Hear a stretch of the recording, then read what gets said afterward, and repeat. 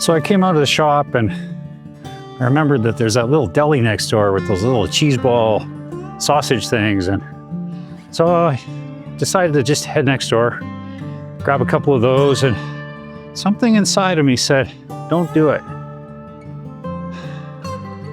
But as I have way too many times, I just overrode that, like, oh, I must just made that up, or whatever, it's just 3 minutes, or whatever I could justify in the moment to override that thing. We're going to talk a lot on this channel about hearing from God and what that sounds like, and that's what it sounds like. Don't do that. It's so easy to override because it's a still, quiet voice. And it's easy to justify because it doesn't seem like a big deal at the time. But I started walking next door, and one of the ladies comes out of the shop and says, hey, you can't park here and go next door. And I said, oh, yeah, sorry, no problem. And I said, I was just going there for, 3 minutes. And she's like, yeah, well, we're a small shop. We've only got a couple parking spots. And I said, yeah, no problem. And get my truck, drive away. I think it's over. But the next day, I felt this thing in me that was like, no, that wasn't good enough. So I said, Lord, is that you? Try to put it off again, try to ignore it. But next day, same thing. You need to apologize to those people. It wasn't words, it was just a knowing. Like, I know that my feet are cold right now. I don't have to hear words, I just know it. So, pray about it some more. Just ask the Lord how to do it exactly. And on these things, I give it to God. I know what I'm going to do, but I leave it for His timing. And sometimes I feel super convicted about saying something, doing something, but I don't have the opportunity. So I take that as not from the Lord just yet. So in this case, I had to go there a couple days later. And so I went in, and that was interesting too, because I've been meaning to go there for months, but I kept forgetting the thing I had to bring. But this time I actually had it on me.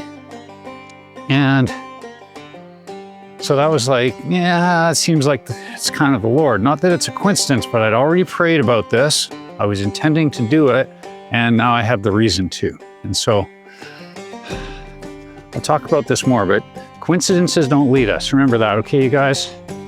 God causes things to coincide, but it's only after we prayed and felt from His Spirit that we were supposed to do something. Then He'll confirm it by coincidences, or by making things coincide more appropriately.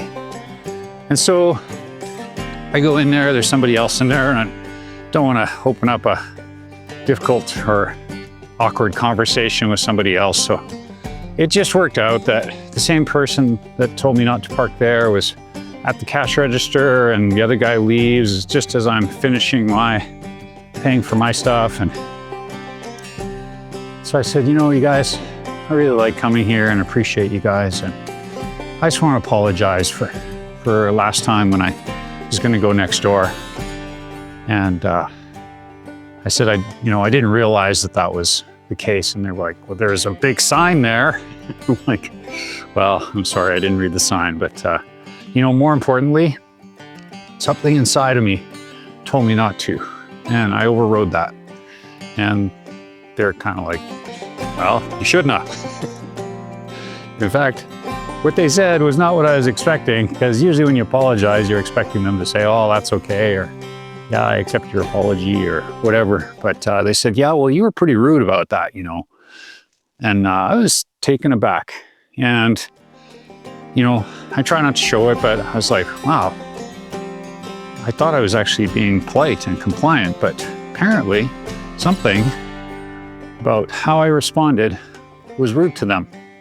So that's the thought that went through my head in about a half a second. So I said, it's been a long time since anyone called me rude, but something about how I replied to you obviously seemed rude to you. So I apologize about that as well. Now, I'm not telling you guys that you need to apologize for things you haven't done. That's called lying.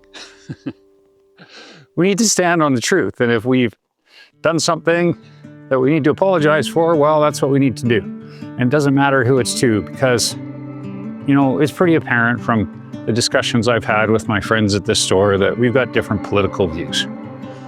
They weren't super stoked about me going to Jordan Peterson, for example. But whatever, I disagree with Jordan Peterson as well. Not on everything, but on a couple important things. The point is that it doesn't matter where somebody's coming from in their politics and their worldview. Jesus says, don't judge and you will not be judged. And he also says that if we love others, but only those who love us, that's of no value. When it counts is when we love somebody that we disagree with or that disagrees with us.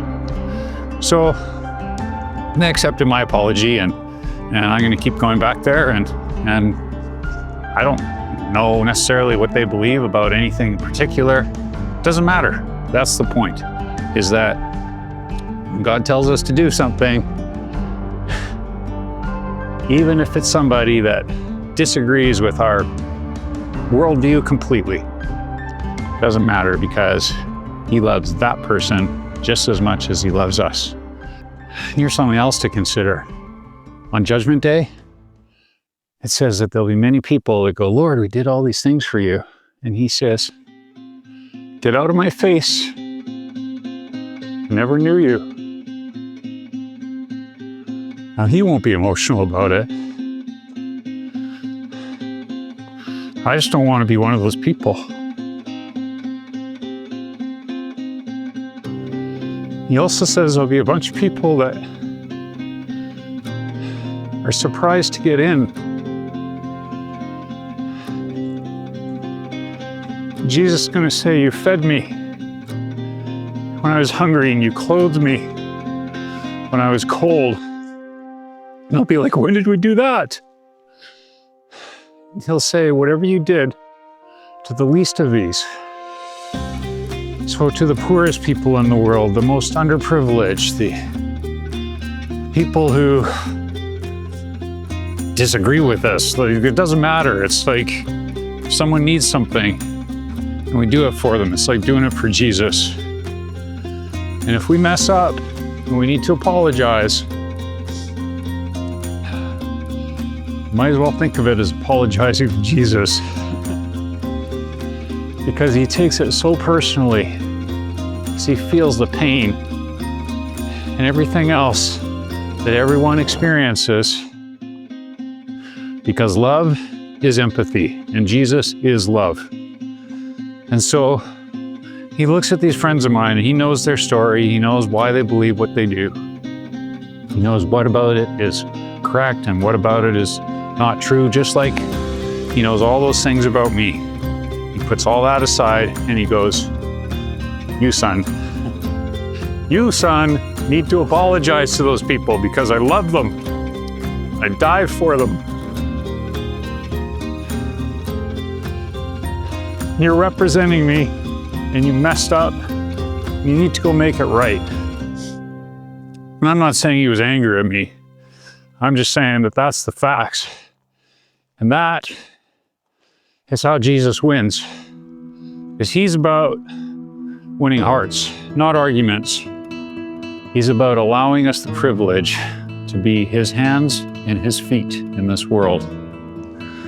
So that people can look at us and in some tiny, minuscule way, see the love of Christ in us and see his humility. And I'm not saying that I'm any kind of Mr. Humble. I'm saying that by humbling myself in this one small way, maybe I got to be a little bit of a witness to these people. Not because of, not because of how good I am, but because of how good God is to people like me. All right, love you guys. Spaceball out.